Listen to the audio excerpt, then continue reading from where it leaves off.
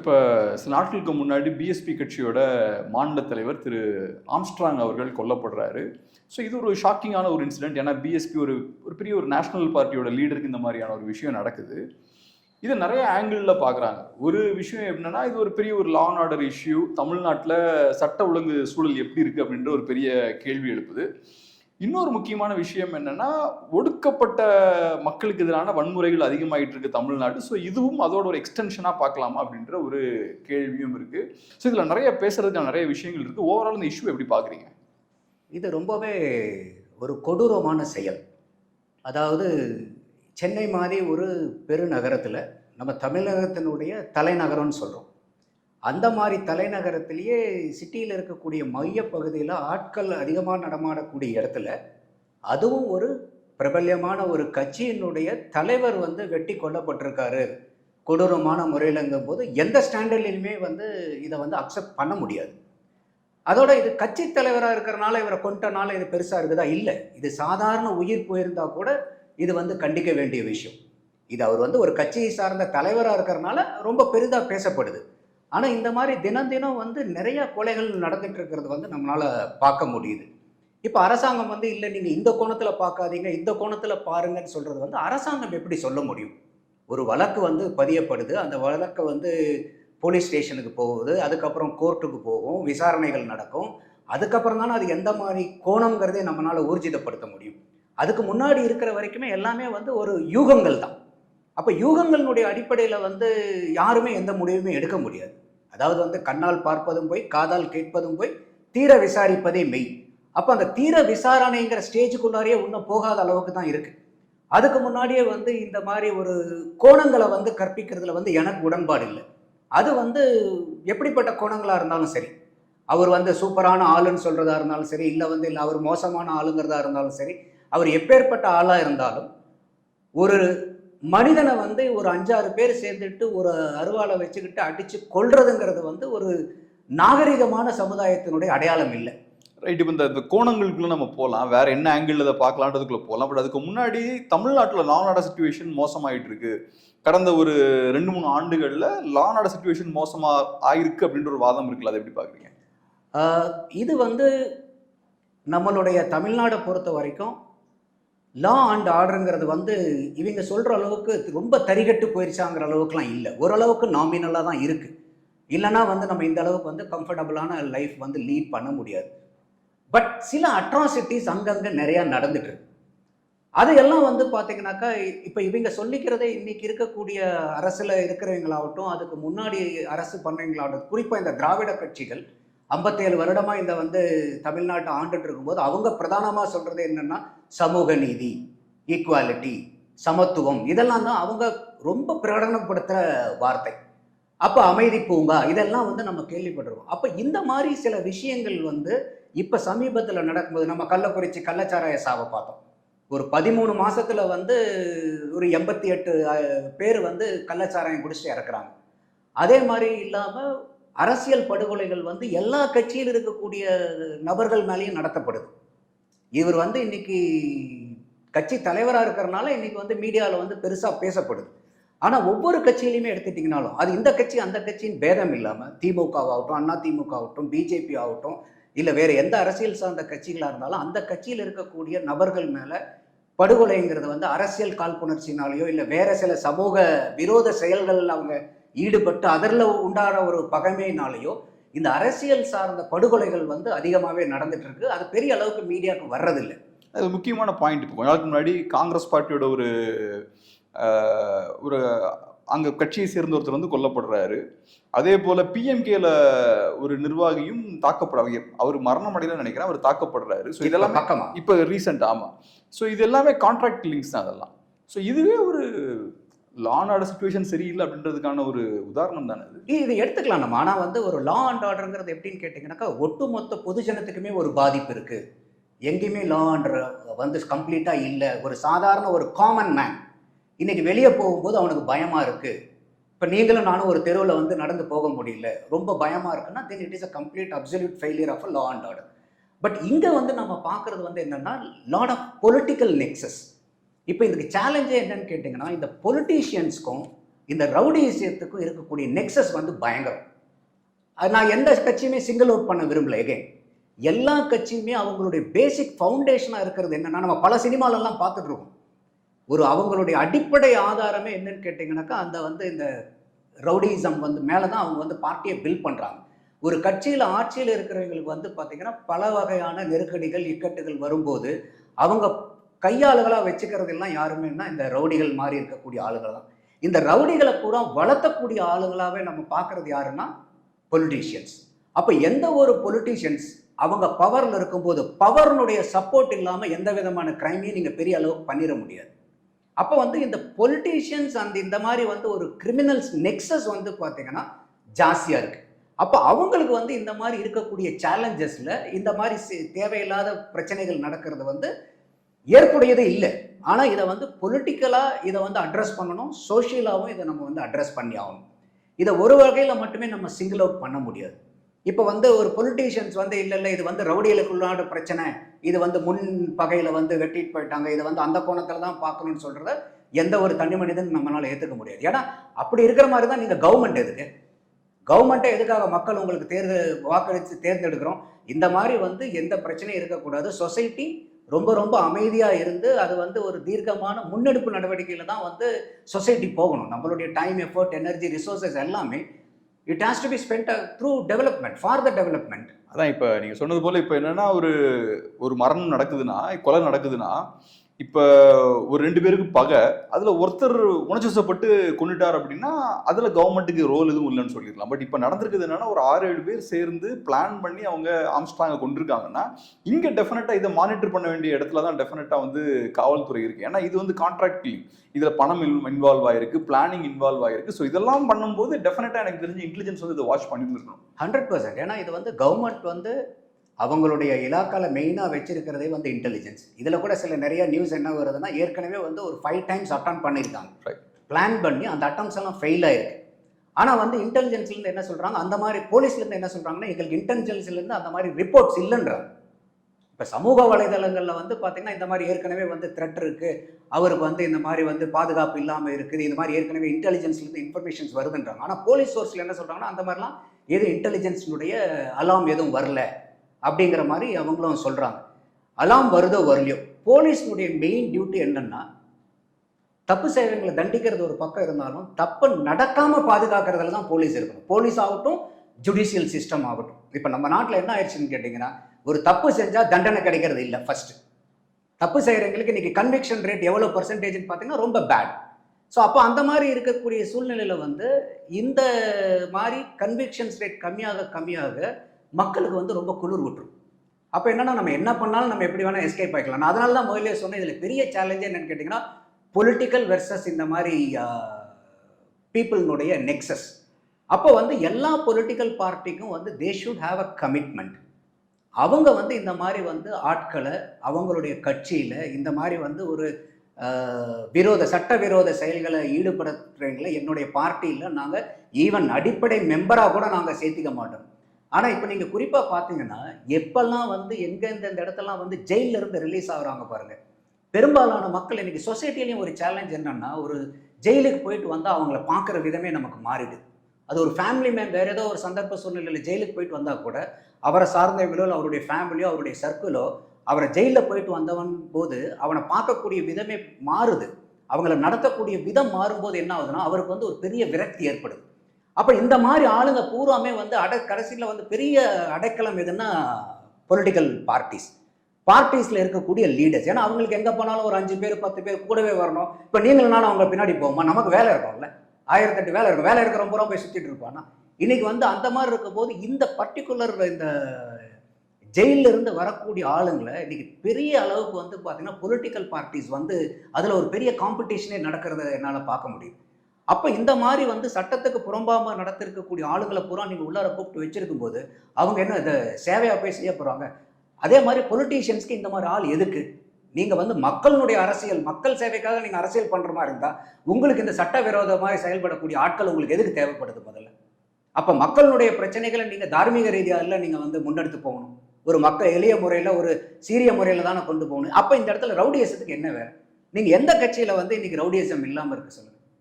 அப்போ இந்த பெரிய நெக்ஸஸ் இருக்குது, இதை வந்து நீங்கள் பொலிட்டிக்கலாகவும் நம்ம அட்ரஸ் பண்ணி ஆகணும். ரைட். இப்போ நீ சொன்ன மாதிரி பொலிட்டிக்கலாக ஒரு ஆங்கிள் இருக்குது, இன்னொரு சைடில் சோஷியலாகவும் இதை பார்க்க வேண்டியது இருக்குது. இப்போ ஆம்ஸ்ட்ராங் அவர்கள் வந்து பிஎஸ்பி கட்சியோட மாநில தலைவர். ஸோ இப்போ ஒடுக்கப்பட்ட சமூகத்தினரோட ஒரு தலைவர் அவர். இப்போ தமிழ்நாட்டில் இருக்கக்கூடிய சூழல் என்னன்னா, ரெகுலராக நம்ம நியூஸ் பார்க்கும்போது ஒடுக்கப்பட்ட மக்களுக்கு எதிராக நிறைய வன்முறை சம்பவங்கள் ரிப்போர்ட் ஆகிக்கிட்டே இருக்கு. சில முக்கியமான விஷயங்கள்லாம் பெரிய செய்தியாகவும் மாறிட்டு இருக்கு. இப்படிப்பட்ட ஒரு சூழல்ல ஒடுக்கப்பட்ட மக்களுக்கு ஒரு பதட்டமான சூழல் தான் ஏற்கனவே இருக்கு, நிறைய பிரச்சனைகள் இருக்கு. அப்படி இருக்கும்போது உங்க தலைவருக்குமே பாதுகாப்பு இல்லை அப்படின்ற ஒரு சூழல் ஏற்படுது. ஸோ இது டெஃபினட்டா ஒடுக்கப்பட்ட மக்களை பொறுத்தளவில் அவங்களுக்கு கொஞ்சம் ஒரு பயத்தை ஏற்படுத்தும், ஒரு அச்சுறுத்தலை கண்டிப்பா ஏற்படுத்தும் அப்படின்ற மாதிரியான ஒரு பார்வையும் இருக்கு. ஸோ சோஷியலா எப்படி பாக்குறீங்க இதை? இது ரொம்ப ரொம்ப முக்கியமான மையப்புள்ளி. இன்னைக்கு வந்து இது படுகொலைங்கிறனால நம்ம எல்லாம் பேசிட்டு இருக்கோம். இப்போ சமீபத்தில் நம்ம பார்த்துருப்போம் வேங்கை வயல். ஒரு குடிக்கக்கூடிய தண்ணியில் வந்து பார்த்தீங்கன்னாக்கா போய் மலத்தை கலந்து விட்டு, அது எவ்வளோ பெரிய ஈன புத்தி பாருங்க. அவன் தாகத்துக்கு தண்ணி எடுக்கிறான். அந்த தண்ணிங்கிறது வந்து பார்த்தீங்கன்னா ஒரு மனிதன் வாழ்கிறதுக்கு காற்றுக்கு அடுத்தது மிக முக்கியமானது வந்து தண்ணி. அப்போ அந்த மாதிரி ஒரு வாழ்வாதாரத்தை, மனிதனுடைய வாழ்க்கையை நிர்ணயிக்கக்கூடிய தண்ணியில் போய் நீ மலத்தை கலக்கிறன்னா எந்த அளவுக்கு ஈன புத்தி இருக்கும். அதே மாதிரி பார்த்தீங்கன்னா நம்ம வந்து நாங்குநேரியில் பார்த்தோம், சின்ன பசங்க அந்த ஸ்கூலில் படிக்கக்கூடிய பசங்கக்கிட்ட அந்த ஜாதிய வன்மத்தை ஏற்படுத்தி அதில் போயிட்டு அவங்கள அடித்து உயிர் பிழைக்க முடியாத அளவுக்கு போய் தட்டு தடுமாறி வந்து அந்த பையன் இன்னுமே என்னால் கையை சரியாக தூக்க முடியலங்கிறோம். அதே மாதிரி வந்து பார்த்திங்கன்னா கரூரில் ஒரு பெரிய இன்சிடென்ட், அந்த சத்துணவு கூடம் நடத்துகிற ஆயா இருக்க பாருங்க. அந்த ஆயா வந்து இந்த மாதிரி வகுப்பை சார்ந்தவருங்கிறதுனால அந்த ஸ்கூலில் கொடுக்கக்கூடிய காலை உணவை சாப்பிட மாட்டேன்னு பசங்க வந்து போராடி இருக்காங்க. அதே மாதிரி திருநெல்வேலியில் இந்த மாதிரி 2 பசங்களை வந்து, இந்த வகுப்பை சார்ந்த பசங்களை வந்து உங்களுக்கு ஆடைகளை உரித்து அவங்கள வந்து அடித்து அநியாயப்படுத்தியிருக்கீங்க. அப்போ இந்த மாதிரி வந்து இதெல்லாம் நமக்கு வந்து கண்ணுக்கு தெரிஞ்சு அங்கங்கே நம்ம வந்து படித்து தெரிஞ்சுக்கிட்ட விஷயங்கள். இப்போ இன்றைக்கி வந்து இவர் நம்மளுடைய ஆம்ஸ்ட்ராங்கிறத வந்து இன்றைக்கி ஒடுக்கப்பட்ட மக்கள்ங்கிறது தலைவர்கிறனால உடனே வெளியே தெரியுது. ஆனால் இன்றைக்கி இருக்கக்கூடிய சூழ்நிலையில் எல்லா இடத்துலையும், குறிப்பாக இன்னொரு புள்ளி விவரம் என்ன சொல்லுதுன்னா, மினிஸ்டர் ஆஃப் ஹோம் அஃபேர்ஸில் பண்ணுனது, தமிழ்நாட்டில் எத்தனை மாவட்டம் இருக்குது? 38 மாவட்டம் இருக்குது.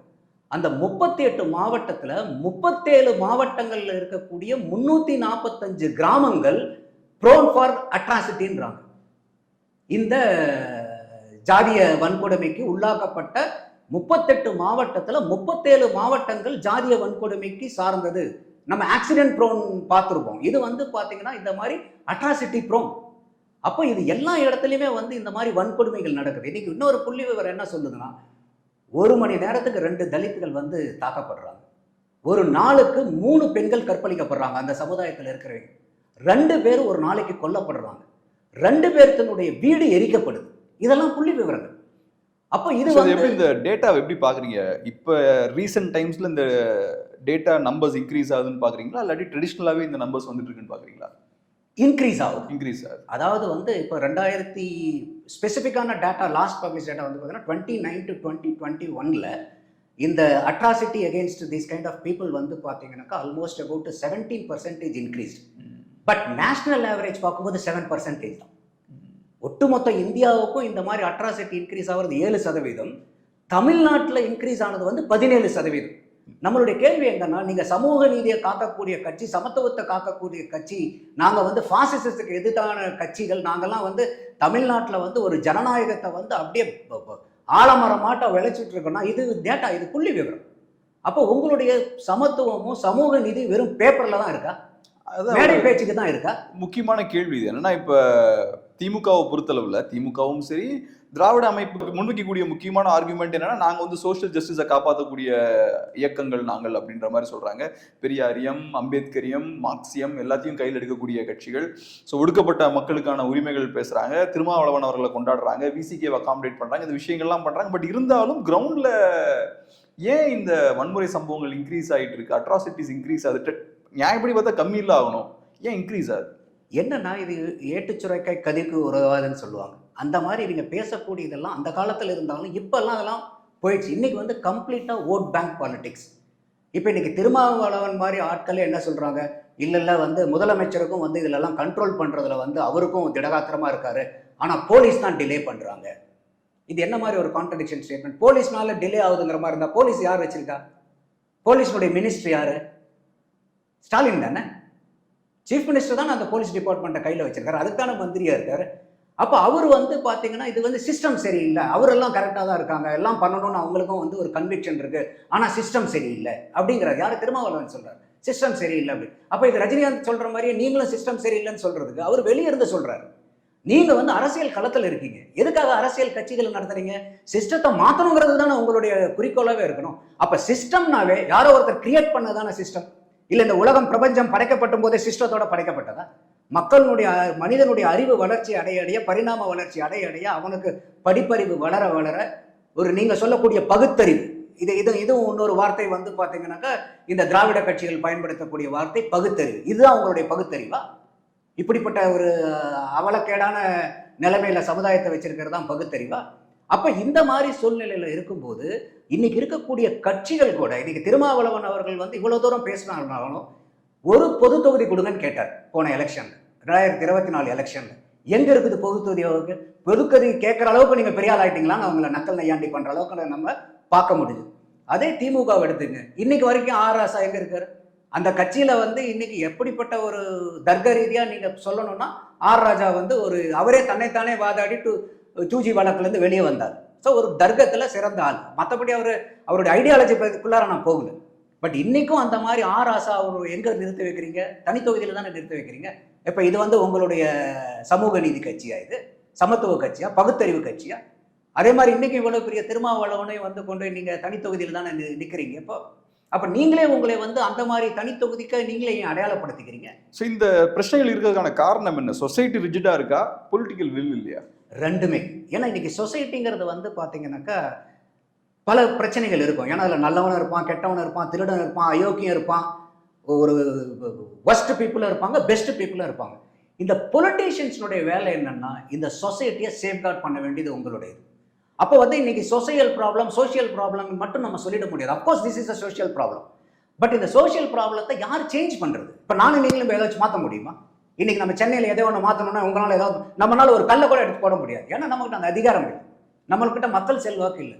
அதை பூரா நம்ம யாருக்கிட்ட கொண்டு போய் கொடுக்குறோம்? அரசியல் கட்சிகள்கிட்டையும் அரசியல்வாதிகள்கிட்டையும் நம்பி நீங்க எப்படி இருந்தாலும் இந்த சமூகத்தை காப்பாற்றுவீங்க. அப்போ இந்த அரசியல் பொலிட்டிக்கலா இருக்கிறவங்க ஆட்சியாளர்கள் வந்து they should have a political will and commitment to change the society. இப்போ நீங்க எந்த ஒரு முன்னுக்கு வந்த சமுதாயத்தையும் பார்த்தீங்கன்னா தன்னைத்தானே சமுதாயம் முன்னுக்கு வராது. அங்கே யாரோ ஒரு தலைவன் எமர்ஜ் ஆயிருக்கும். அந்த தலைவன் எமர்ஜ் ஆகி ஒரு மந்தையா இருக்கக்கூடிய கூட்டம் மந்தையா தான் இருக்கும் எப்பயுமே. Masses are always made. But அந்த இடத்துல ஒரு தலைவன் உருவாகி இருக்கிறவனை பூரா வந்து நீங்க வந்து அவனை நீங்க திருத்தி அவனை நீங்க மேலே கொண்டு வரதான தலைவர். அப்ப அதுதானே வந்து நீங்க சொசைட்டியை வந்து அப்லிஃப்ட் பண்றீங்க. அது வந்து ஒரு அரசியல் கட்சி தலைவராக இருக்கலாம், ஒரு சமூக தலைவராக இருக்கலாம், ஒரு ஆன்மீக தலைவராக கூட இருக்கலாம். அப்ப அந்த தலைவர்களுடைய வேலைங்கிறது என்ன? சமுதாயத்தை சீர்திருத்துறது, கெட்டு போயிருக்கிற சமுதாயத்தை நல்வழிப்படுத்துறது, மக்களுடைய சிந்தனையை நேர்வழிப்படுத்துறது, அவங்கள வந்து செம்மைப்படுத்துறது. இதுதான் தலைவர்களுக்கு உண்டானது. அப்ப இந்த இடத்துல வந்து பொலிட்டீஷியன்ஸ் வந்து இல்ல இது வந்து சோஷியல் ப்ராப்ளம், இது எங்களால கண்ட்ரோல் பண்ண முடியலடா, நீங்க your washing away your responsibility and accountability. நான் யார்கிட்டையும் போய் தனிப்பட்ட மனுஷங்கிட்ட போய் அக்கௌண்டபிலிட்டி ஃபிக்ஸ் பண்ண முடியாது. பொலிட்டீஷியன்ஸ் கிட்ட தான் நான் அக்கௌண்டபிலிட்டி ஃபிக்ஸ் பண்ண முடியும். இப்போ அந்த இடத்துல இப்போ நீங்கள் ஆம்ஸ்ட்ராங்கை வெட்டி கொண்டிருக்காங்க, அந்த வீதிக்காரங்க கிட்ட போய் நான் கேட்க முடியுமா? ஏங்க நீங்கள் உங்கள் வீதியை நீங்கள் வந்து ப்ராப்பராக ப்ரொடெக்ட் பண்ணல, யார் வேணா வர அளவுக்கு ஏன் விட்டீங்க, இந்த கேட்லையும் அந்த சைட்லையும் 2 பக்கம் கேட் போடலான்னு நான் கேட்க முடியுமா? அப்போ இந்த பொலிட்டீஷியன்ஸாக இருக்கிறவங்க டெஃபினட்டாக இதை வந்து எதுக்கும் இரும்பு கடம் வச்சிருக்கீங்க இல்லையா, இதுக்கு இரும்பு கரம் வந்து வேற. இது வந்து டெரரிசம் ஈக்குவல் உங்களுக்கு. இன்னைக்கு ஜாதிய வன்கொடுமைங்கிறது சாதாரணமாக டெரரிசம் சொல்றதை விட இது வன்கொடுமைங்கிறத விட I can call it as a caste terrorism, சாதிய தீவிரவாதம் இது. அப்போ சிம்பிளா சொல்றேன், அதாவது வந்து இந்த நான் சட்டை போட்டிருக்கேன்னா இது என்னுடைய உழைப்புல வாங்கினது, உள்ளார போட்டிருக்கிற பனியன்னு என்னுடைய உழைப்பு, அதையா ஜட்டி கூட நான் எனக்காக உழைச்சு கஷ்டப்பட்டு சம்பாரிச்சு நான் வாங்கினது. இன்னைக்கு ரோட்ல ஒரு பிச்சை எடுக்கிறான்னு வச்சுங்க, அவன் எனக்கு ஒரு 10 ரூபா பிச்சை எடுக்கிறான்னா கூட அந்த 10 ரூபா சம்பாதிக்கிறதுக்கு வந்து ஏதாவது ஒரு முயற்சி பண்ணியிருக்கணும். ஒரு 4 கார்லையோ 4 இடத்துலையோ போய் எதையோ ஒன்று கஷ்டப்பட்டுருக்கணும். ஆனா நான் இந்த ஜாதியை சேர்ந்தவன் சொல்றது என்ன நீங்க கஷ்டப்படுறீங்க? அப்ப எந்த அளவுக்கு வந்து மனிதனுடைய புத்தியில இந்த ஜாதி போய் சேர்ந்திருக்கு. இன்னைக்கு எல்லாருமே வந்து இலவசத்தை எதிர்க்கிறோம். அப்போ உங்ககிட்ட இருக்கக்கூடிய பெரிய இலவசம் ஒவ்வொரு தனி மனிதனுக்குமே நான் இது சொல்றேன். இது அரசியல்வாதிகள் மட்டும் இல்லை, அரசியல்வாதிகிட்ட அக்கௌண்டபிலிட்டி ஃபிக்ஸ் பண்ணாலும் சமூகத்தில் இருக்கிற மக்களையும் நான் பார்த்து கேட்கிறேன், உங்ககிட்ட நீங்க வச்சிருக்கக்கூடிய இலவசம், உங்களுக்கு எந்த விதத்திலையும் உரிமை இல்லாத ஒரு பொருள் என்னன்னா உங்களுடைய ஜாதி. இந்த ஜாதிக்கு நீங்க என்ன கஷ்டப்பட்டிருக்கீங்க? ஒரு ஜட்டி வாங்குறதுனா கூட அதுக்காக உழைச்சு நான் சம்பாதிக்கணும். நான் இந்த ஜாதின்னு சொல்லி நீங்க பெருமை பேசுறதுக்கு என்ன உழைச்சிருக்கீங்க இது வரைக்கும்? பை பர்த் அது உங்களுக்கு பெருமையாது. அதனால பிறப்பை வச்சு நம்ம வந்து பெருமை அடையிறதும் தப்பு, நான் இந்த மாதிரி பிறந்துட்டேன்னு சிறுமைப்படுறதும் தப்பு. யாரும் யாருக்கும் பெரியவனும் கிடையாது, யாருக்கும் சின்னவனும் கிடையாது. இதை வந்து பார்த்தீங்கன்னாக்கா இன்னைக்கு இந்த சோஷியல் ப்ராப்ளம் வந்து, அதனால தான் சொல்றது வந்து ஆன்மீகம் ரொம்ப முக்கியம் ஒரு சொசைட்டி. ஆன்மீகம்னா உடனே இது மதம் சார்ந்த ஆன்மீகம் இல்லை. ஆன்மீகம்னாவே என்ன? ஆன்மாவை அறிவது ஆன்மீகம். அப்போ அந்த ஆன்மாவை இப்ப நீங்களும் நானும் ஒண்ணுன்னு தெரிஞ்சதுக்கு அப்புறம் எனக்குள்ளார எப்படி ஜாதி வரும், மதம் வரும், என்ன வரும்? ஸோ தமிழனுடைய ஆகச்சிறந்த ஒரு பெரிய சிறப்பம்சமே என்னன்னு கேட்டீங்கன்னா உயிர்மை நேயம். நம்ம வந்து இன்னைக்கு நம்ம தமிழகத்துல பிறந்த ஒரு மாபெரும் ஞானி வந்து பாத்தீங்கன்னா திருவருட்பிரகாச வள்ளலார். அவருக்கு வந்து இப்ப 200வது ஆண்டு விழாவும் இதே திமுக வந்து கொண்டாடினாங்க. போன சில மாதங்களுக்கு முன்னாடி எல்லா மாவட்டங்களையும் அதை வந்து செலிப்ரேட் பண்ணாங்க. அவர் தெளிவா சொல்றார், சாதியும் மதமும் சமயமும் பொய் என ஆதியில் உரைத்த அருட்பெரும் ஜோதிங்கிறார். அப்ப சாதி மதம் சமயம் எல்லாமே பொய். அப்போ பொய்யான ஒரு விஷயத்த நீங்க வச்சுக்கிட்டு சண்டை போறதுல எந்த விதத்துல நியாயம்? இப்போ ஒரு குழந்தை இருக்கு, இல்ல யாரோ ஒரு பையன் இருக்கான், கையில வந்து அவங்க கிட்ட எதுவுமே இல்லை, ஆனா அவன் ஏதோ என் கையில இருக்குதுன்னு நினைச்சு அதை வந்து கொஞ்சறதோ அதை திட்டுறதோ பார்த்தோம்னா என்ன சொல்லுவாங்க சமுதாயத்துல? என்னடா பைத்தியமார பேசிட்டு இருக்கான், இவனை கையில ஒண்ணுமே இல்லை, அவன் பாட்டுக்கு இப்படி பைத்தியம். அப்போ இந்த மாதிரி பொய்யான ஒரு சாதி சமய மதத்தை வச்சுக்கிட்டு நீங்க இது பெருசு அது சிறுசு, இவன் பெரியவன் அவன் பெரியவன் அவன் உயர்ந்தவன் இவன் தாழ்ந்தவன் சொல்றது பைத்தியக்காரத்தனத்தை விட இது மோசம் இல்லையா? இன்னொரு முக்கியமான விஷயம் என்னன்னா பொலிட்டிக்கல் ஆங்கிள் இருந்து நம்ம பார்க்க வேண்டியது இருக்கு. திமுகவுக்கு ஒரு பொலிட்டிக்கல் ப்ரெஷரை இந்த மாதிரியான இன்சிடென்ட்ஸ் வந்து கிரியேட் பண்ணுது அப்படின்ற ஒரு கேள்வி இருக்கு. இப்போ ஆம்ஸ்ட்ராங் அவர்களோட கொலை நடந்ததுக்கு அப்புறம் விசிக தலைவர் திரு திருமாவளவன் என்ன சொல்றாருன்னா, இது வந்து இப்போ சரண்டர் ஆனவங்க வந்து அவங்க ஆக்சுவலான கல்பிரிட்ஸ் கிடையாது அப்படின்ற ஒரு விஷயத்த சொல்றாரு. அதே மாதிரி செல்வ பிறந்தகை அவர்களும் அவரோட டவுட்ஸ் வந்து வெளிப்படுத்துறாரு. பாரஞ்சித் அவர்கள் இப்போ ஒரு அறிக்கையை வெளியிட்டிருக்காரு. ஸோ இதெல்லாம் பார்க்கும்போது பொலிட்டிக்கலா திமுகவுக்கு ஒரு சிக்கல் வரலாமோ அப்படின்ற மாதிரி தோணுது. ஏன்னா இப்போ காங்கிரஸ் பார்ட்டி விசிகலாம் இதை வச்சு பேசுறாங்கன்னா சீரியஸான பொலிட்டிக்கல் இஷ்யூவாகவும் அவங்களுக்கு ஒரு ப்ராப்ளமாகவும் இல்லை. அந்த அளவுக்கு இவங்க அழுத்தம் கொடுத்த மாதிரி எனக்கு தெரியல. நீங்க திருமாவளவன் பேசுனதையோ இல்லை வந்து செல்வ பெருந்தகை பேசுனதோ பார்த்தீங்கன்னா, நாங்க வந்து கண்டிக்கிறோம், இதை வன்மையா கண்டிக்கிறோம்னா யாரை கண்டுக்கிறீங்க?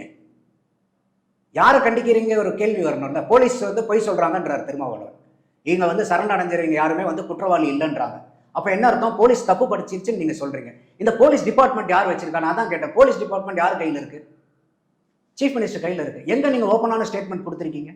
அப்ப நீங்க உன்னமே மென்னு முழுங்கத்தானே பாக்குறீங்க. கூட்டணி கட்சியில் இருக்கிறனால, ஆட்சியில் இருக்கிறனால, அவங்கனால நம்ம கிட்ட 2 MP இருக்கிறனால இன்னைக்கு கூட நீங்க உயர்ந்த ஏன் குரல்? நான் எப்படி பாக்குறேன்னா, இருக்கக்கூடிய இந்த சூழல்லையும் இப்ப ஆக்சுவலா உண்மை என்னன்னா, விசிகாவோட பிராக்டிக்கலான சிச்சுவேஷன் என்னன்னா, அவங்க திமுக சார்ந்துதான் இருக்காங்க, திமுக நம்பி இருக்காங்கன்னு கூட ஓப்பனா சொல்லலாம். ஸோ அப்படி இருக்கும்போது அவங்க ஓப்பனா திமுகவை விமர்சிக்கக்கூடிய ஒரு ஸ்டேட்மெண்ட்டை ஓப்பனா வெளியே வைக்கிறதே எனக்கு என்னமோ ஒரு தயங்கி வச்சாலுமே ஒரு நல்ல விஷயமா தான் பாக்குறேன். இல்ல அதாவது அஃப்கோர்ஸ் நீங்க சொன்ன மாதிரி இன்னும் போல்டா வச்சு அது நல்ல இன்னும் பெட்டரா இருக்கும். ஆமா, சரி. இப்ப திருமாவளவனுக்கு வந்து இருக்கக்கூடிய ஒரு பெரிய ஆதங்கம் என்னன்னா, இத்தனை வருஷம் நம்ம அரசியல் வாழ்க்கையில் இருந்தும் என்னைய இன்னைக்கும் வந்து ஒரு தாழ்த்தப்பட்ட மக்களுடைய தலைவரா, அந்த கட்சி தலைவரா தான் பாக்குறாங்களே ஒழிய ஒரு வெகுஜன மக்களுடைய தலைவரா என்னை இன்னும் பாக்குற மாட்டேங்கிறாங்களேன்னு உங்களுக்கு வந்து ஒரு ஆதங்கம் இன்னைக்கும் இருக்குது.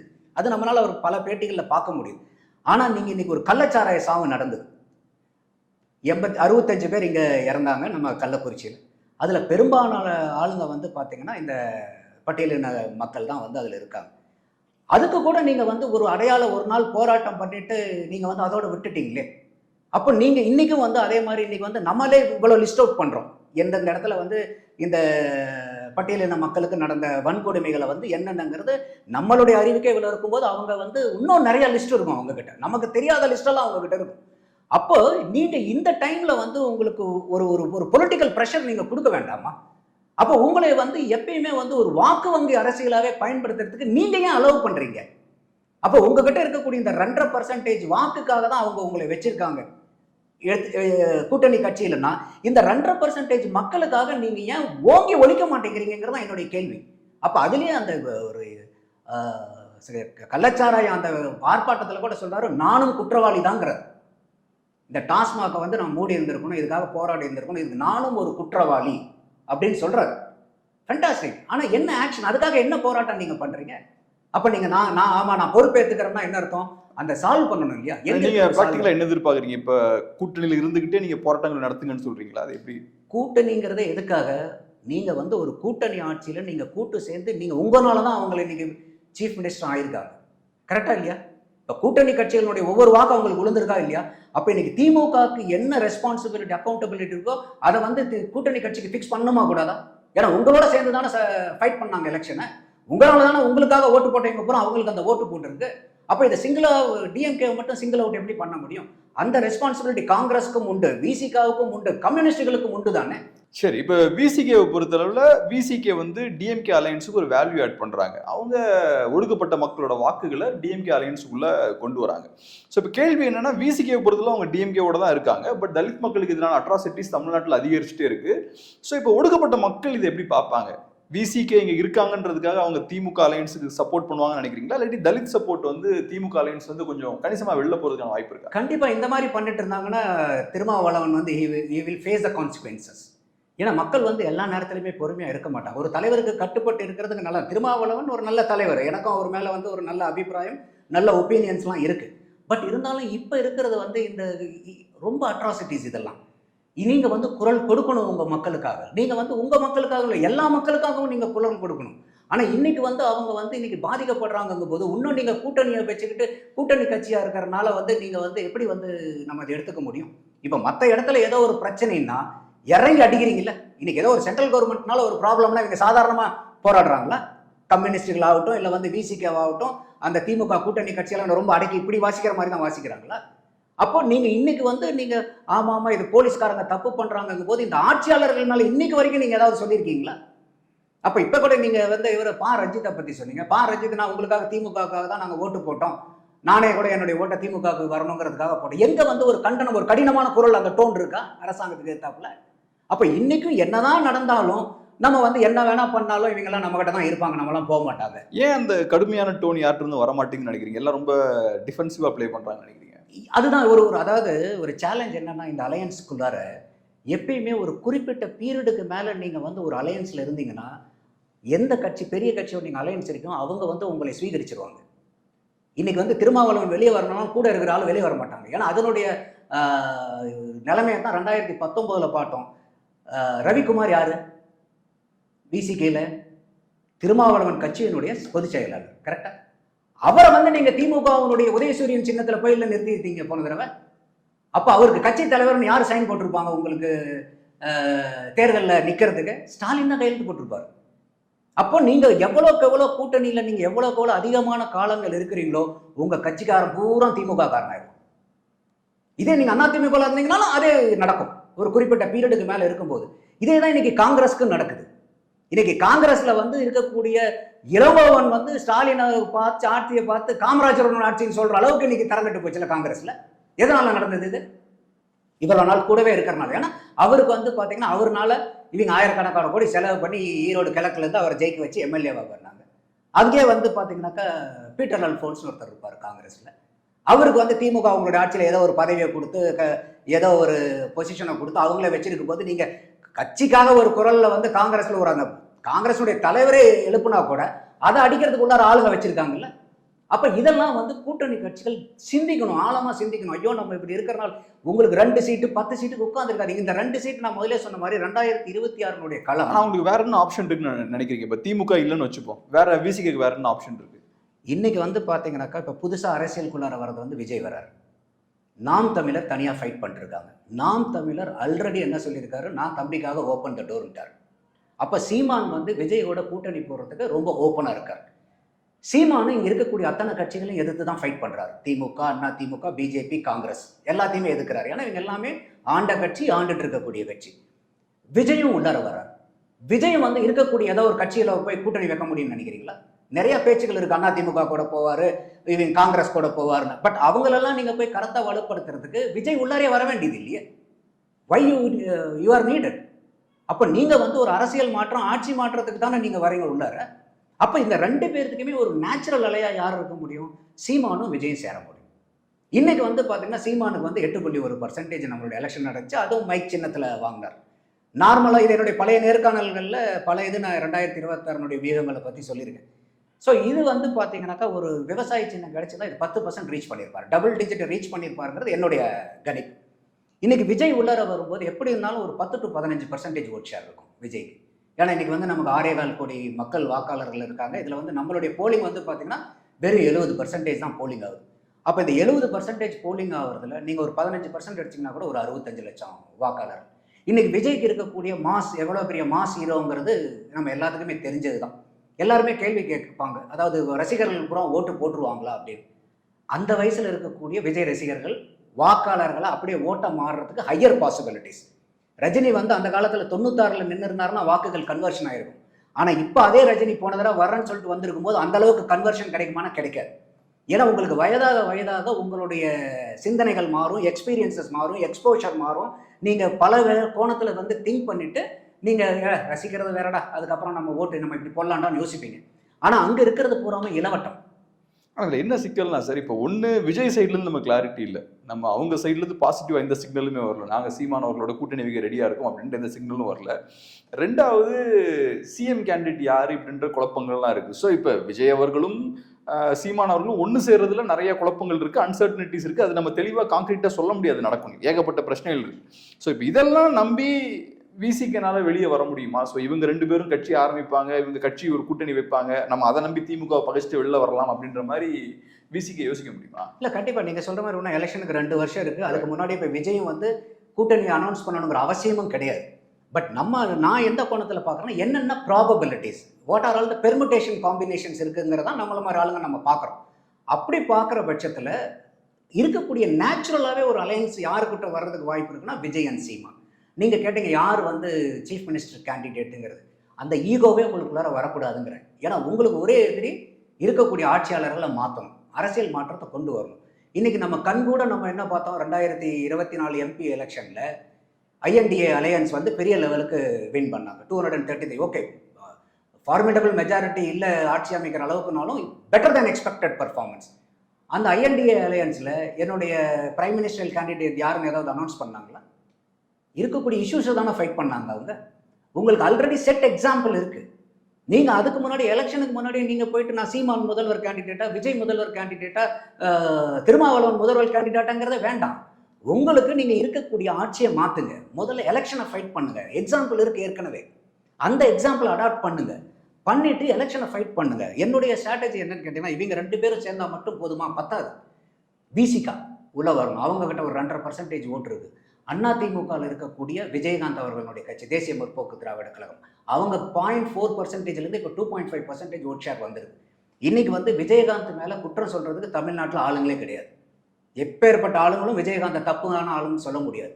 அப்போ இந்த கட்சிகளை வந்து உள்ளார சேரும்போது வந்து பார்த்தீங்கன்னா விஜய்க்கு ஒரு 15%, சீமானுக்கு ஒரு 10%, 25, இது 2.5 வச்சுக்கன்னா 30%. எல்லாத்துக்கும் மேலே 30% மக்கள் ஓட்டு போடாமல் உட்காந்துருக்காங்க. உங்களுடைய நீங்கள் என்னதான் நீங்கள் வந்து ஆட்டத்தை எப்படி படுத்து உருண்டினீங்களாலும் அதிமுகவில் இருக்கிற ஓட்டையோ திமுகவில் இருக்கிற ஓட்டையோ மற்ற கட்சியில் இருக்கக்கூடிய பேஸ் கேடரை உங்களால் எடுக்க முடியாது. உங்களுடைய டார்கெட் செக்மெண்ட்டே எதுனா நான் ஓட்டர்ஸ். ஏன்னா அந்த நான் ஓட்டர்ஸ் 30%ங்கிறது இப்போ நான் சொன்ன மாதிரி திமுக 27 தான், அதிமுக 20 தான். இப்போ இருக்கக்கூடிய கட்சிகளை விட ஓட்டு போடாதவங்க தான் இன்னைக்கு மெஜாரிட்டியில் இருக்காங்க. தயவுசெய்து நம்ம அதை யோசிச்சு பார்க்கணும். ஆனால் இப்போ ஏன் விசிகேவுக்கு ஆப்ஷன் பார்க்கும்போது சீமானும் விஜயும் தான் ஆப்ஷனாக இருப்பாங்கன்னு ஏன் பார்க்குறீங்க? ஏடிஎம்கேவை ஒரு ஆப்ஷனாக பார்க்குறீங்க? ஏடிஎம்கேவும் அவங்க இந்த 57 வருஷ பீரியட்ல இவ்வளோ தூரம் அட்ராசிட்டி நடந்ததுக்கெல்லாம் வெறும் திமுக மட்டும்தான் காரணம்னு நினைக்கிறீங்களா நீங்கள்? அதிமுக ஆட்சியிலலாம் இந்த அப்படி அவங்க எப்பெல்லாம் வராங்களோ அந்த 5 வருஷத்துல ஜாதியவான் கொடுமை இல்லாமல் போயிடுச்சா? அதெல்லாம் ஓகே, நான் பொலிட்டிக்கலா அந்த ஆப்ஷன் இருக்கான்னு கேட்குறேன். இல்லை, அதாவது வந்து அவங்க அட்ராக்ட் பண்ணுறது வந்து பாமகவை அட்ராக்ட் பண்ணுறாங்க. ஏன்னா இப்போ நீங்கள் சொன்ன மாதிரி லாஜிக்கில் திருமாவளவன் பார்த்துருந்தாருன்னா திமுகவோடய சேர்ந்துருக்க முடியாது, பட் திமுகவோட சேர்ந்துருக்காரு. ஸோ அந்த வகையில் ஏடிஎம்கே டோர்ஸ் ஓப்பனாக இருக்குமா, அங்கே வாய்ப்பு இருக்குமா? இல்லை, ஏடிஎம்கே வந்து தே ஆர் ஐயிங் பிஎம்கே. ஓகே, பிஜேபியில் இருக்கக்கூடிய பிஎம்கேவை போன தடவை அவங்க வந்து தே வாண்டட் டு அட்ராக்ட். அவங்க கடைசி வரைக்கும் டாக்டர் ராமதாஸ் வந்து ஏடிஎம்கே கூட போகலான்னு சொன்னதாகவும், அன்புமணி தான் வந்து பிகாஸ் ஆஃப் ப்ரெஷர், அன்புமணிஸ்னுடைய pressure, they had to finally go with BJP. அப்போ இந்த எலெக்ஷனில் கூட அவங்க வாக் ஓவர் ஏடிஎம்கே வாங்கியிருக்கு.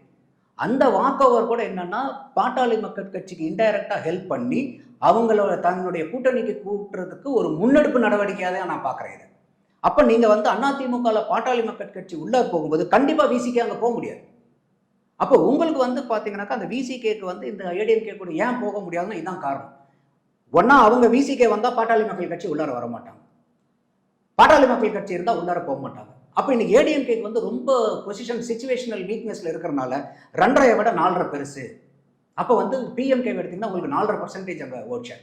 அதோட வந்து அவங்களுக்குள்ளார ஒரு கனெக்ஷன் இருக்கு. இன்னைக்கு வந்து விட்டு கொடுக்கறதுக்கு ஒரு வாய்ப்பு இருந்து விட்டு கொடுத்து அவங்களுக்கு ஒரு தூண்டில் போடுறாங்க. இதெல்லாம் நம்மளால பார்க்க முடியுது.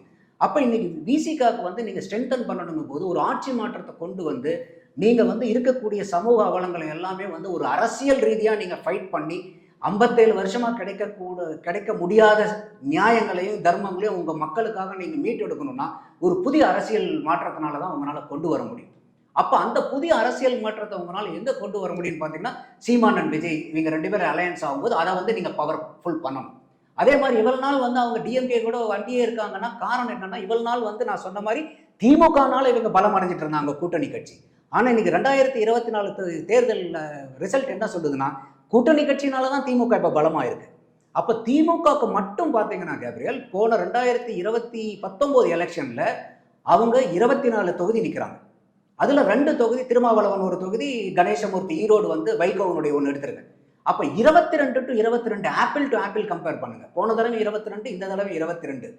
11% ஓட் ஷேர் டிஎம்கேக்கு gone, which means 15 lakh votes. இதுல வந்து ஆகச்சிறந்த ஆளுமை, இந்தியாவிலேயே ஆகச்சிறந்த அரசியல் ஆளுமை கமலஹாசன் அங்க போய் சேர்ந்தார். அவர் 15.25 லட்சம் ஓட்டு வாங்கியிருந்தார். அது சும்மா அப்படியே கடல்ல கரைச்ச பெருங்காயம் மாதிரி போயிடுச்சு. எங்க போயிடுச்சு? அப்ப அந்த 15.25 லட்சம் ஓட்டையும் சேர்த்துனீங்கன்னா 31 லட்சம் ஓட்டு திமுகவுக்கு காணும். அப்போ இந்த திமுக 11% ஓட் ஷேர் குறைஞ்சிருக்கு, அவங்க அலையன்ஸ் எல்லாம் சேர்ந்து 10 தான் குறைஞ்சிருக்கு. புரியுதா உங்களுக்கு ஈக்குவேஷன்? அப்போ கூட்டணி 10 கொண்டு வந்து இவங்க 11 இழந்திருக்காங்க. அப்ப that is why I said கூட்டணி கட்சியினால தான் இன்னைக்கு திமுக பலமா இருக்கு, திமுகனால கூட்டணி கட்சிகள் பலமா இல்லை. அப்ப இது திருமாவளவன் மாதிரி இருக்கக்கூடிய அரசியல்வாதிகளுக்கு இதை விட ஒரு அருமையான சூழ்நிலை எப்ப கிடைக்கும் உங்களுக்கு? இப்ப நான் சொல்றேன், இப்ப நீங்க சொல்ற ஆர்குமெண்ட்ஸ் எல்லாம் வச்சு பார்க்கும்போது திருமாவளவனுக்கு எங்க சிக்கல் இருக்குன்னு நான் சொல்றேன். ஒன்னு, ஏடிஎம்கே ஆப்ஷன் இல்லைன்னு நம்ம சொல்லிட்டோம், அந்த டோர்ஸ் வந்து க்ளோஸ்ட், அங்க வாய்ப்பு இல்லை.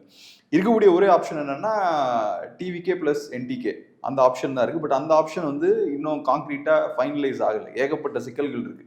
அது சக்ஸஸ்ஃபுல்லாக முடிகிறதுக்கான ப்ராபபிலிட்டி 10% தான். அதான் ப்ராக்டிக்கலாக 10%, 20% தான். ஸோ இப்போ திருமாவளவனுக்கு ப்ராக்டிக்கலாக அவரோட ஷூஸ்லேருந்து நம்ம பார்க்கும்போது அவருக்கு எந்த ஆப்ஷனுமே கிடையாது. ஏடிஎம்கேகிட்டையும் போக முடியாது, டிவிகே ப்ளஸ் என்டிகேட்டையும் போக முடியாது. ஆனால் அலைன்ஸே இல்லை. ஸோ அவங்கள மனசில் வச்சு திருமாவளவன் வந்து அவரோட காய் நகர்வில் முன்னெடுக்க முடியாது.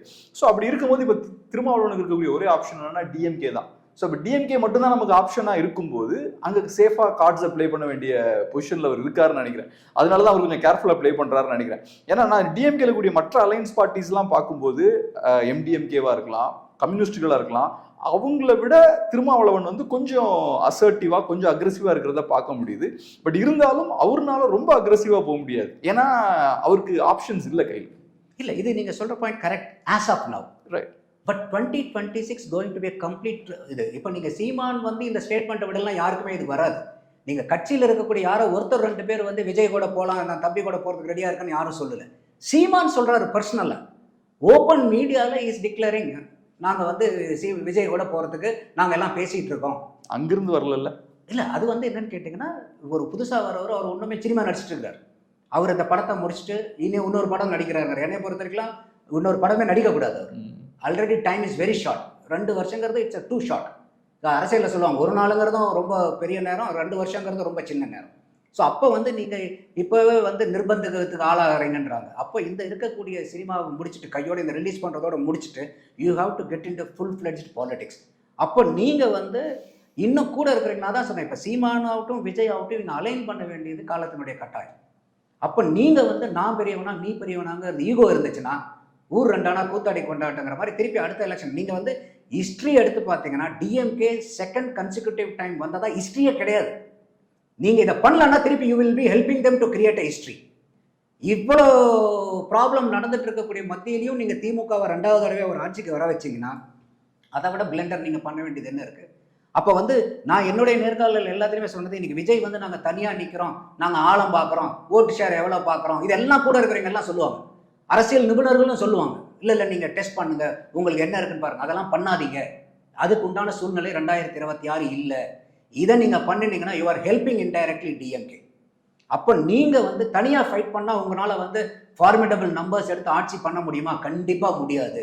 ஆனால் நீங்கள் பெரிய ஸ்டேட்ஸை விட்டுட்டு வரீங்க, ரொம்ப ட்ரேட் ஆஃப் பண்ணுறீங்க. ஏன்னா இன்னைக்கு கண்ணு கெட்டின அடுத்த 10 வருஷத்துக்கு there is no super duper hero in Tamil. Vijay தான் இன்னைக்கு வருஷத்துக்கு வந்து ஒரு 200-300 கோடி சம்பாதிக்கிறாருன்றாங்க ஒரு படம் வச்ச கூட. அப்போ 10 வருஷத்துக்கு 2500 கோடியை வந்து நீங்கள் விட்டுட்டீங்க வரீங்க. So you are trading off a big amount, big sacrifice. அது இல்லாமல் சினிமாங்கிறது ஒரு பெரிய கனவுலகம். எப்படி இப்படி திரும்பினாலும் உடனே கூட ஏசி, சாப்பாடு, கூல்ட்ரிங்க்ஸ், அது இது, அந்த மாதிரி ஒரு கனவுலகத்திலிருந்து நீங்கள் அரசியலுக்குள்ள வரும்போது இவ்வளோ நீங்கள் ட்ரேட் ஆஃப் பண்ணிட்டு நீங்கள் வரும்போது you cannot play this game just like that. You have to play a very very serious innings, contributing innings. நீங்கள் வந்து பிளே பண்ணுறது சொசைட்டிக்கு கான்ட்ரிபியூட் பண்ணுற மாதிரி ஒரு கேமாக இருக்கணும், வேற யாருக்கும் கான்ட்ரிபியூட் பண்ணுற மாதிரி கேமாக இருக்கக்கூடாது. Ultimately it should benefit the society. அப்போ இவங்க 2 பேரும் அலையன்ஸாக மாறணும். அந்த மாறும்போது திருப்பி நான் தான் சொல்கிறேன், நீங்கள் இருக்கக்கூடிய கட்சிகள் வந்து 1, 2 அங்கிருந்து வரதை எடுத்துட்டு இவங்களுடைய டார்கெட் செக்மெண்ட் எதுன்னு கேட்டிங்கன்னா நான் ஓட்டர்ஸ். ஆனால் இப்போ இதில் ஒரு விஷயம் நான் உங்ககிட்ட கேட்குறேன். இப்போ நீங்கள் சொன்னது போல் திமுக வந்து கண்டினியூஸாக 2 ஜெயிச்சது கிடையாது. தொடக்கத்தில் ஜெயிச்சது, அதுக்கப்புறம் அவங்க ஜெயிக்கவே இல்லை கண்டினியூஸாக. ஸோ இப்போ என்ன சிக்கல் இருக்குன்னா, இப்போ நெக்ஸ்ட் எலெக்ஷன்ஸில் நீங்கள் சொன்ன மாதிரியே டிவிகே விசிகே அலையன்ஸுக்குன்னு வச்சுப்போம், 20-25% அவங்க வாங்குறதுக்கான ஸ்கோப் இருக்குது. ஏடிஎம்கே 20% வாங்குவாங்கன்னு வச்சுப்போம். அப்புறம் பிஜேபி ஒரு 10+% வாங்குறான்னு வச்சுப்போம். இதெல்லாம் சேர்த்து பார்த்தோம்னா 55% வருது, 55+ வருது. ஸோ இப்போ சாலிடாக டிஎம்கே ஓட்ஸ் ஸ்ப்ளிட் ஆக மாட்டேங்குது, அது சாலிடாக இருக்குது. அப்படி இருந்ததுன்னா அது திமுகவுக்கு பெரிய ஒரு வரப்பிரசாதமாக அமைஞ்சிருமே. ஆன்டி இன்கம்பன்சி இருந்தாலுமே கூட திமுக எதிர்த்து அரசியல் பண்ணுற ஓட்ஸ்லாம் ஸ்பிளிட் ஆகுது இல்லை. ஸோ அது திமுக அட்வான்டேஜ் தானே போய் முடியும் கடைசியில். இல்லை, பெர்ஸ்பெக்டிவ் மேட்டர்ஸ் இன் பாலிடிக்ஸ். நீங்கள் இவ்வளோ நாள் கூட்டணியிலிருந்து உங்ககிட்ட இருந்து கூட்டணி வெளியே வராங்கனாவே அந்த பெர்ஸ்பெக்டிவ் மாறிடும். ஸோ கூட்டணி கட்சிகளுக்கே இவங்க மேலே இதெல்லாம் தான் திருமாவளவனுக்கு இருக்கக்கூடிய ஒரு பெரிய சாதகமான சூழ்நிலை. அப்போ வந்து இன்னைக்கு ஒரு கூட்டணி கட்சிகள் வெளியே போயிட்டு வேற இடத்துல align ஆகுறாங்கனாவே they are losing confidence. என்ன சொல்கிறேன், அலைன் ஆகட்டும், திமுக அலையன்ஸுக்கு 30% ஓட்ஸ் தான் இருக்குன்னு வச்சுக்கோமே, அப்படி இருந்தா கூட they have significant advantage நான் பார்க்குறேன். இல்லை, நீங்கள் at the end of the day it is first past கம்ப்ளீட்டாக ஸ்பிளிட் ஆகுது.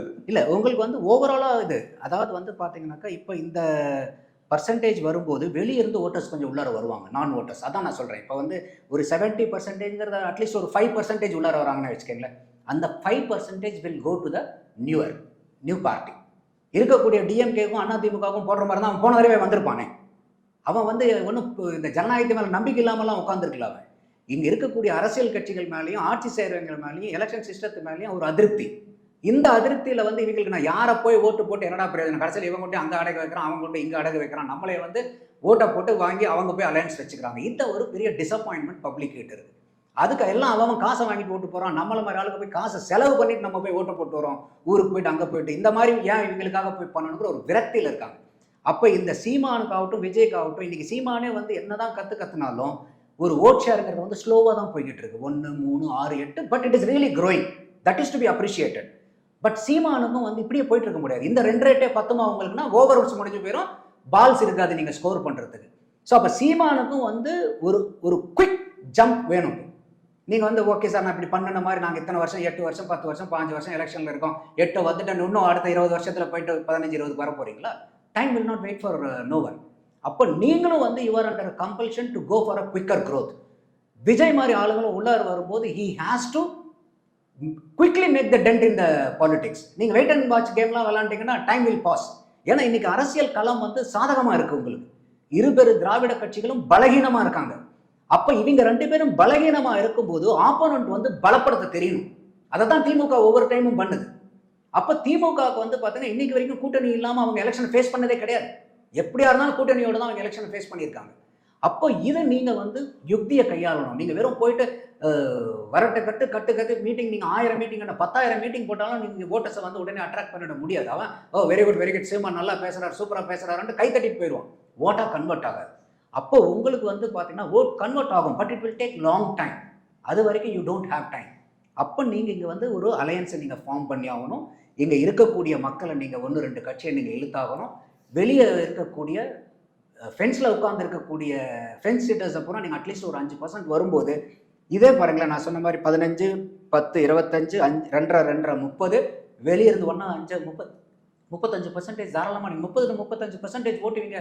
இந்த மாதிரி அலையன்ஸ் போனாங்கன்னா எடுக்கலாம். ஆனால் இதெல்லாம் ஈஸிலி டூயபிளான கிடையாது. நீங்கள் சொன்ன போல இது வந்து பெஸ்ட் கேஸ் சினாரியோ. நீங்கள் சொல்றீங்க best case scenario, much needed scenario நடந்தா நல்லதுன்னு வச்சுப்போம். ரைட். இப்போ இது போக இன்னொரு கேள்வி. இப்போ சீமான், இது கடைசி இந்த ஒரு டிஸ்கஸ் பண்ணிடுறத மட்டும், இப்போ சீமான் அவர்களும் விஜய் அவர்களும் ஒன்று சேர்றாருன்னே வச்சுப்போம். இப்போ என்டிகேக்கு வந்து ஒரு பெரிய ஒரு ஹிஸ்ட்ரி இருக்கு, அவங்களுக்கு பொலிட்டிக்ஸ்ல நல்ல எக்ஸ்பீரியன்ஸ் இருக்கு, கிரவுண்ட்ல இறங்கி ஒர்க் பண்றதுக்கு சாலிடான கேடஸ் இருக்காங்க. இந்த கேடஸ்லாம் பார்த்தோம்னா விஜய் ரசிகர்கள் மாதிரி கிடையாது, பொலிட்டிக்கல் அவேர்னஸ் உள்ள பொலிட்டிக்கலி ஆக்டிவ் கேடஸ். இவங்க கிரவுண்ட்ல இறங்கி ஒர்க் பண்ண முடியும், எப்படி கேம்பெயின் பண்ணணும்னு தெரியும், இந்த விஷயங்கள் எக்ஸ்பீரியன்ஸ் இருக்கு. அதே மாதிரி சீமான் அவர்களும் விஜய் விட பொலிட்டிக்ஸ் எக்ஸ்பீரியன்ஸான ஆளு, பொலிட்டிக்கலா கிளாரிட்டியும் அதிகமா இருக்கக்கூடிய ஒரு மனிதர். ஸோ இப்போ விஜயும் சீமான் அவர்களும் சேர்றாங்கன்னா ஒரு சைடில் எக்ஸ்ட்ரீமாக ஆக்டிவான ஒரு குரூப் இருக்கும், இன்னொரு சைடில் பொலிட்டிக்கல் கிளாரிட்டி இல்லாத ஒரு பெரிய குரூப் இருக்கும். இது விஜய் அவர்களுக்கு எப்படி சாதகமாக அமையுமா? ஏன்னா இப்போ ஒன்று ஸ்டேஜில் விஜயும் சீமானும் நிற்கும் போது சீமான் கம்ப்ளீட்டாக டாமினேட் பண்ண போறாரு, ரெண்டாவது கிரவுண்ட்லையும் என்டிகே கேடர்ஸ் வந்து விஜயோட கட்சி ரசிகர்களை விட வேகமாக ஒர்க் பண்ண போகிறாங்க. ஸோ இது வந்து ஒரு பாயிண்ட்ல என்டிகே அந்த ஆட்லியை கொண்டு வரதுக்கு தானே உதவும் அது. ஸோ அது டிவிக்கு யூஸ்ஃபுல்லாக இருக்குமான்னு கேட்குறேன். நீங்கள் சொல்கிறது அருமையான வேலிடான கொஸ்டின். இதை நான் எப்படி இருந்து பார்க்குறேன்னா, என்டிகே வந்து டெஃபினெட்லி ஐடியாலஜிக்கலி பேஸ்ட் பீப்புள். நம்ம சாதாரணமாக ஒரு நாம் தமிழர் கட்சிகிட்ட பேசும்போது ஒரு நார்மலான டிஸ்கஷனே வராது, ரொம்ப ஒரு அதீதமான ஒரு டிஸ்கஷன் அந்த ஐடியாலஜியை பற்றி பாயிண்ட்ஸ் வரும். பட் இங்கே என்ன ஒன்றுனா, message and messenger both are important. Messenger is more important than the message. என்ன சொல்கிறாங்கிறத யார் என்ன சொல்கிறாங்கங்கிறது ரொம்ப முக்கியமாக பார்க்கப்படும். இப்போ சிம்பிளாக எடுத்துக்கங்க, இன்றைக்கி வந்து ஒரு ஐடியாலஜிக்கெலாம் இங்கே ஸ்ட்ராங்காக இருக்காங்க, சீமான் நீங்கள் போய் பேசுகிறாருன்னா, இதே வந்து விஜய் வந்து இந்த ஐடியாலஜியை பேசினாருன்னா நாளைக்கு என்ன ஆகும்? இன்னைக்கு இதே வந்து ஒரு ரீச், இந்த ஐடியாலஜினுடைய ரீச் சீமான் எடுத்துக்கிட்ட அளவுக்கு வருஷம் எடுத்துக்கணும்னு நினைக்கிறீங்களா? விஜய் இந்த இதே ஐடியாலஜியை கொண்டு போனார். ஆனால் விஜய்க்கு அந்த புரிதல் வேணும்ல, அதுதான் சொல்ல வரேன். அப்போ இந்த இடத்துல நான் அதை தான் சொல்ல வரேன்னா, நீயா நானாங்கிற ஈகோ வரக்கூடாது. நான் இத்தனை வருஷம் அரசியல் இருக்கேன், நீங்கள் இப்போ தான் வரீங்க. ஏன்னா கீழே இருக்கக்கூடிய அடிமட்ட தொண்டர்கள் வந்து அவங்க லெவலில் அவங்க சொல்கிறது கரெக்ட், ஏன்னா அவங்களுக்கு அதுதான் எக்ஸ்பீரியன்ஸ். பட் நீங்கள் தலைவராக இருக்கிறவங்க தான். இப்போ உதாரணத்துக்கு வந்து ரோட்டில் நான் தரையில் நிற்கிறேன், நான் எவ்வளோ தூரம் பார்த்துட முடியும்? ஒரு குறிப்பிட்ட லெவலில் என்னால் பார்க்க முடியாது. இதே ஒரு ஆள் முத மாடியில் இருக்கார், நான் பார்க்க முடியாததை முத மாடியில் இருக்கிறவர் பார்ப்பார். நான் எதுக்கு இதை சொல்கிறேன்னா, இப்போ சினிமாவை எடுத்துக்குவோமே, சினிமாவில் விஜயை அடிக்க முடியாது. விஜய் வந்து டாப்பான ஒரு ஸ்டாராக இருக்கார். சீமான் நினச்சாலும் விஜயை சினிமாவில் ஒன்றும் டச்சே பண்ண முடியாது. இப்போ வந்து முதலைக்கு வந்து தண்ணியில் தான் பலம் அதிகம். ஸோ அது வந்து விஜயோட டொமைன் அது. பட் அரசியல் வந்து சீமானோட டொமைன். ஸோ இப்போ விஜய் என்ன பண்ணுறாரு, அவரோட சேஃப் ஜோன்லேருந்து இறங்கி இவரோட ஸ்ட்ராங் ஏரியாவுக்கு வந்து உள்ள கால் வைக்கிறார். ஸோ இங்கே என்னது ஈகோலாம் இல்லைன்னே வச்சுப்போம், ஆனால் ரெண்டு பேரும் ஸ்டேஜில் பேச வேண்டியிருக்கும்ல. ரெண்டு பேரும் ஸ்டேஜில் பேசும்போது சீமான் விஜயை டாமினேட் பண்ணுவார். சீமான் பேசுகிற பேச்சுக்கு விஜயால் நிற்க முடியாது பக்கத்தில். ஏன்னா விஜய் வந்து ஒரு இன்ட்ரோவர்ட், ரொம்ப ஷையான கேரக்டர். ஸோ கண்டிப்பாக அந்த அளவுக்கு அக்ரெசிவாக, ப்ளஸ் விஜய்க்கு சீமானுக்கு பொலிட்டிக்கல் கிளாரிட்டியும் அதிகமாக இருக்கும். அதை தான் நான் சொல்ல வரேன். ஸோ பொலிட்டிக்ஸ்னு வரும்போது ரெண்டு பேரும் சேர்ந்து நிற்கிறாங்கன்னா சீமான் அவர்களால் விஜயை ஓவர் ஷேடோ பண்ண முடியும்னு சொல்ல வரேன். தேவையில்லைன்ற நான் அதை இப்போ அதாவது வந்து விஜயனுடைய ஸ்டைல் வேறு, சீமானுடைய ஸ்டைல் வேறு. ஸோ விஜய் வேற மாதிரி ஸ்கோர் பண்ணுவாருன்றீங்க. விஜய் வந்து நான் சீமானாட்ட நான் வந்து ஆச்சா போச்சான்னு உணர்ச்சி வசப்பட்டு பேசணும்னா Vijay will fail. They have to play their own strength. அவங்கவுங்க ஸ்ட்ரென்த்தில் விளையாடுறது தான் ஜெயிக்க முடியும். அப்போ as a player, as a politician, as an individual எல்லாருமே புரிஞ்சுக்க வேண்டியது என்னன்னா, they should not want to replicate others. நான் ஒருத்தனை மாதிரி நான் வரணுங்கிற அவசியமே இல்லை. இல்லை ரெப்ளிகேட் பண்ண வேண்டாம், ஏதோ ஒரு அவரோட ஓன் ஸ்டைல் எஃபெக்டிவா இருக்கணும்ல. இருக்கும், இல்லைன்னா இத்தனை லட்சக்கணக்கான ரசிகர்கள் எப்படி ஈற்ற முடியும்? அது சினிமா, அது வேற ஃபீல். இல்லை சினிமானா கூட you have to appeal, make an appeal. ஏன்னா இன்னைக்கு சினிமாவில் ஸ்க்ரீனில் வந்து எல்லா நடிகனும் தான் வரான். இனி எல்லாருமே ரஜினிகாந்த் ஆகிட முடிஞ்சிச்சா? எல்லாருமே வந்து விஜய் ஆகிட முடியல, எல்லாருமே ஸ்க்ரீனில் வராங்கல்ல. அப்போ ஸ்க்ரீனை தான் மக்கள் ரசிக்கிறான்னா மற்ற நடிகர்களை ஏன் ரசிக்கல? ஏன் வந்து விஜய்க்கு இவ்வளோ லட்சக்கணக்கான தொண்டர்கள் பைத்தியம் பிடிச்சவங்க? தமிழ்நாட்டில் மட்டும் இல்லை, நீங்கள் கேரளாவுக்கு போய் பாருங்க, ஆந்திராவுக்கு போய் பாருங்க, எல்லா இடத்துலையும் பயங்கரமான கூட்டம். என்ன டிஃப்ரென்ஸ்னா, இப்போ விஜயோட ஸ்ட்ரென்த் என்னன்னா சினிமாவில் நடிக்கிறது வேற. சீமான் பொலிட்டிக்ஸ் கட்டியிருக்காருன்னா அவர் ஸ்டேஜில் பேசுறாரு, பொலிட்டிக்கலான இஷ்யூஸை கையில் எடுத்து பேசுறாரு. ஸோ இது ரெண்டும் வேற கம்ப்ளீட். அதுதான் இப்போ நீங்கள் அலையன்ஸுங்கிறது என்னன்னா, it has to be a synergy. உங்ககிட்ட இருக்கிற ஸ்ட்ரென்த்தை நான் யூஸ் பண்ணணும், விஜய் கிட்ட இருக்கிற ஸ்ட்ரென்த்தை சீமான் யூஸ் பண்ணணும், சீமான் இருக்கிற ஸ்ட்ரென்த்தை விஜய் யூஸ் பண்ணணும். 1+1 = 2 இருக்கக்கூடாது, அதுக்கு பேர் கூட்டணி இல்லை. 1+1 = greater than 2 இருக்கணும், greater than 3 இருக்கணும். சிக்கல் எங்கன்னா ரெண்டு பேருமே, ரெண்டு பார்ட்டியுமே இண்டிவிஜுவல் ட்ரிவன் பார்ட்டி. சீமான் அப்படின்ற ஒரு பெரிய இமேஜ் அந்த பார்ட்டி டிரைவ் பண்ணுது, இந்த பார்ட்டியை விஜய் அப்படின்ற ஒரு இமேஜ் டிரைவ் பண்ணுது. ஸோ அவங்க இமேஜ் அடி வாங்குறது ரெண்டு தொண்டர்களும் ரசிக்க மாட்டாங்க, அது ஒன்று. ரெண்டாவது டிவிக்கு கிளியராக எங்கள் ஐடியாலஜி இதுதான் சொல்ல. ஸோ இப்போ டிவிக்கு கிளியராக அவங்க ஐடியாலஜியை வைக்காம முன்வைக்காம என்டிகேயால அவங்களோட அலையன்ஸுக்கு போறதும் ஒரு சிக்கல் இருக்கு. இல்ல அவர் ஏற்கனவே சீமானே சொல்லிட்டாரு. அப்படியே அவங்களுக்குள்ளார அந்த விஜயனுடைய ஐடியாலஜி என்ன தெரியலன்னா அப்புறம் ஏன் சீமான் சொல்றாருன்னா தம்பி வந்தா கூட்டணி வைக்கிறதுக்கு ரெடியா இருக்கிறேன் சீமான் ஏன் அந்த மாதிரி சொல்றாரு? இல்ல அது சொல்றது சொல்லாம இருக்கட்டும். பட் நான் என்ன சொல்ல வரேன், இப்ப திடீர்னு நாளைக்கு ஒரு பெரிய இஷ்யூ வருதுன்னு வச்சுப்போம், 2025 எண்டில் ஒரு இஷ்யூ வருதுன்னு வச்சுப்போம், அதுல டக்குன்னு விஜய் ஒரு ப்ரோ பிஜேபி ஸ்டாண்ட் எடுக்கிறாருன்னு வச்சுப்போம். என்டிகே இப்படி எடுக்க முடியாது. ஏன்னா என்டிகே ஐடியாலஜி டிவன் பார்ட்டி. சீமானே ப்ரோ பிஜேபியா ப்ரோ டிஎம்கேவா போறாருன்னா கட்சிக்காரங்க ஒத்துக்க மாட்டாங்க. பட் விஜயோட கட்சி அப்படி கிடையாது. விஜய் நினைச்சாருன்னா என்ன ஸ்டாண்டும் எடுக்கலாம். ப்ரோ காங்கிரஸ் எடுக்கலாம், ப்ரோ பிஜேபி எடுக்கலாம், ப்ரோ டிஎம்கே எடுக்கலாம். தொண்டர்கள் எதுனாலும் ஏற்றுப்பாங்க. ஸோ விஜயோட ஸ்டாண்ட் இதுதான்றது நீ தெளிவாக இருக்க முடியாது. மேபி சீமான் பர்சனலாக பேசியிருக்கலாம் விஜய்கிட்ட, இப்போதைக்கு பேசியிருக்கலாம். பட் நாளைக்கு அந்த ஸ்டாண்ட் அப்படி இருக்குன்னு அவசியம் கிடையாது, மாறலாம். அதுக்கான ஸ்கோப் இருக்கு. ஸோ இந்த சிக்கல்கள்லாம் இருக்குன்னு பார்க்குற ரெண்டு பேரும் சேர்றதுல. பட் அதானே தொண்டர்கள் பெரிய பிரச்சனையா இருப்பாங்க. நீங்க சொல்றது வந்து வேலிட் பாயிண்ட். இதெல்லாம் நடக்காம போயிருமாங்கன்னா கடக்கிறதுக்கும் வாய்ப்பு இருக்கு. அதனால தான் நான் என்ன சொல்ல வரேன்னா, you have to come quicker in to the full time politics. அப்போ நீங்க வந்து ஒரு ஸ்ட்ராட்டஜி இன்னைக்கே டிஃபைன் பண்ணணும். நீங்க டிஃபைன் பண்ணிட்டு நீங்க வந்து you should have a game plan. இன்னையிலிருந்து இன்னொரு 2026 எப்படியெல்லாம் நீங்க காய் நகரத்தில் கொண்டு பண்ண போறீங்கன்னு. ஏன்னா நீங்க இன்னைக்கு ஒரு சாதாரண சினிமா வந்து ஸ்கிரிப்ட் எழுதி ஸ்கெடியூல் பிளான் பண்ணி போய் ஷூட்டிங் எடுத்துட்டு வரதுக்கு 6 மாசம் 7 மாசம் ஆகுது. அப்போ நீங்கள் வந்து ஒரு பாலிடிக்ஸில் உள்ளார வந்து நீங்கள் பொலிட்டிக்கல் இஷ்யூஸை கையில் எடுத்து நீங்கள் அதை புரிஞ்சுக்கிட்டு அலையன்ஸை ஃபார்ம் பண்ணுறதுக்கு it will take lot of time and efforts. நான் அதனால தான் சொன்னேன், இந்த 2 இயர் பீரியடுங்கிறது வெரி வெரி ஷார்ட் பீரியட். ஏன்னா இவங்க ஏற்கனவே அலையன்ஸில் இருந்து இதெல்லாம் பண்ணாத ஆளுங்க ரெண்டு பேருமே. அவங்கவுங்க தனிப்பட்ட முறையில் சண்டை போட்டுட்டு இருந்த ஆளுங்க. சீமான் விஜய் இப்போ தான் புதுசாக வர்றாரு. அப்போ வந்து இவங்க கிட்ட கூட்டணி சேர்றதுங்கிறதே வந்து ஒரு புது ரிலேஷன்ஷிப்புக்குள்ளார இவங்க என்ட்ரு ஆகுறாங்க. அப்போ அதிகமான புரிதல்களும் அதிகமான மெச்சூரிட்டியும் கிவ் அண்ட் டேக் இருக்கணும். எகைன் நான் திருப்பி அதான் சொல்கிறேன், தலைவன் 2 படி கீழே இறங்கினாலும் பரவாயில்ல, தன்னுடைய மக்களை 4 படி ஏற்றணும். அதுதான் தலைவனுடைய சிந்தனையாக இருக்கணும். அப்போ 2 பேருமே அந்த தலைமைத்துவத்திலிருந்து சிந்திச்சு ஃபார் அ கிரேட்டர் காஸ்ட்காக அவங்க அலைன் பண்ணி, நான் தான் சொன்னேன் 2 பேருமே சாக்ரிஃபைஸ் பண்ண வேண்டியது வரும். இதில் நான் இதை விட மாட்டேன் நீ இதை விட மாட்டேன்னா you will be the loser. No one will else will be the loser. இவங்க they will be the loser. Vijay அவர்களோட முதலோட ஸ்ட்ரென்த் எதுன்னு பாக்குறீங்க? சினிமா விட்டுருங்க, பொலிட்டிக்கலோட ஸ்ட்ரென்த் எதுன்னு பாக்குறீங்க? இல்ல பொலிட்டிக்கலா வந்து இஷ்யூஸ் பேஸ்ட் பாலிடிக்ஸ் வந்து ஒன்றும் ஸ்ட்ரென்த் என்னங்கிறது தெரியல. நீங்க சொன்ன மாதிரி openly has not talked about any political issues. இப்போதான் வந்து நீட்டை பத்தி பேசினார். அதுல கூட எனக்கு ஒரு விமர்சனம் உண்டு அவர் மேல. நீட்டை பத்தி பேசுறதுல வந்து நீங்க எந்த அளவுக்கு வந்து பிஜேபி எதிர்க்கிறீங்களோ அந்த அளவுக்கு நீங்க திமுகவும் எதிர்த்தாகணும். ஏன்னா இந்த நீட்டு வர்றதுக்கு காரணமா இருந்ததே வந்து அந்த டைம்ல கூட்டணியில் இருந்தவங்க டிஎம்கே. அதே மாதிரி நாங்கள் ஆட்சிக்கு வந்துட்டா எங்கள் கையில் வந்து ரகசியம் இருக்குது, மந்திரம் இருக்குது, நாங்கள் ஆட்சிக்கு வந்து அடுத்த நாளே வந்து நீட்டை வந்து எடுத்துருவோம்னாங்க. அப்போ அந்த நீட்டு வந்து நீங்கள் ஆட்சிக்கு வந்து 3 வருஷம் ஆச்சு, என்ன ஆச்சு உங்களுடைய மந்திர தந்திரம் வித்தையெல்லாம்? அதே மாதிரி வந்து நீங்கள் உங்களுடைய தேர்தல் அறிக்கையில் போன தடவை 2021 தேர்தல் அறிக்கையில் அவங்களோட 332வது பாயிண்ட் என்ன தெரியுமா? நாங்கள் ஆட்சிக்கு வந்தால் நீட்டை வந்து இன்னைக்கு இருக்கிற 7.5% உள்ளொடுக்கீரை 10% உயர்த்தி கொடுப்போம். எடப்பாடி 7.5 கொண்டு வந்ததை நாங்கள் அரசாங்க பள்ளி மாணவர்களுக்கு 10 உயர்த்தி கொடுப்போம்.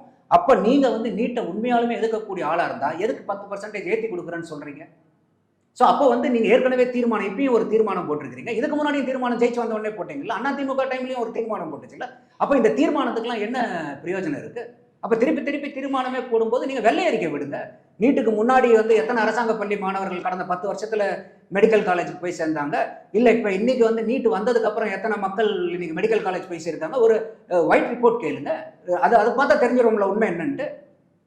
அப்போ இந்த மாதிரி ஸ்டாண்ட் எடுக்கணும். இதிலே வந்து எனக்கு என்னன்னா, அவர் அந்த இடத்துல வந்து பிஜேபி எதிர்ப்பாளருங்கிறத மட்டும் அவர் காமிச்சிட்டு டிஎம்கேவை வந்து நீங்கள் குற்றம் சொல்றதுக்கு 1008 காரணங்கள் இருக்குது. அதை பூரா எதுவுமே பேசல.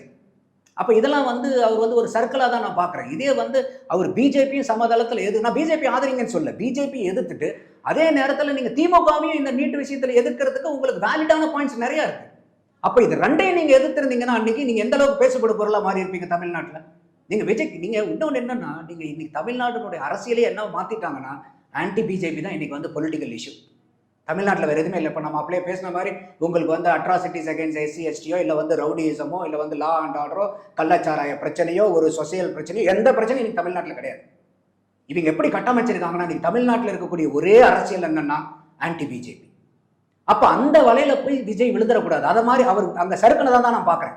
கூட இருக்கிறவங்க அப்புறம் சொல்லியிருப்பாங்க, தலைவா நீங்கள் சவுண்டு கொடுங்க, நீங்கள் வந்து பிஜேபிக்கு ஆப்போனண்ட்டுங்கிற மாதிரி நீங்கள் காமிச்சிடுங்க உங்களேன்ட்டு. அதுக்கு உண்டான வெளிப்பாடாக தான் நான் அதை பார்க்குறேன். அப்போ இன்னைக்கு பிஜேபி மட்டும் உங்களுடைய பிரதான எதிர்ப்பா இருந்துச்சுன்னா அதை யார் அறுவடை பண்ணுவாங்கன்னு நீங்க நினைக்கிறீங்க? டிஎம்கே அறுவடை பண்ணிடும். உங்களை விட அவங்க வந்து அதுல ஸ்ட்ராங்கா இருக்காங்க. அப்போ நீங்க திமுக விரிக்கிற வலையில விஜய் விழுந்துடக்கூடாது. நீங்களும் வெறும் வந்து நாங்க பிஜேபி எதிர்ப்புங்கிற நிலைப்பாட்டில் நீங்க போனீங்கன்னா நீங்க உண்டு பண்ற ஓட்டையும் திமுகவுக்கு டிரான்ஸ்ஃபர் பண்ணிடுவீங்க. நீங்க திமுகவுக்கு கேம்பெயின் பண்றாளா மாறிடுவீங்க இன்டைரக்டா.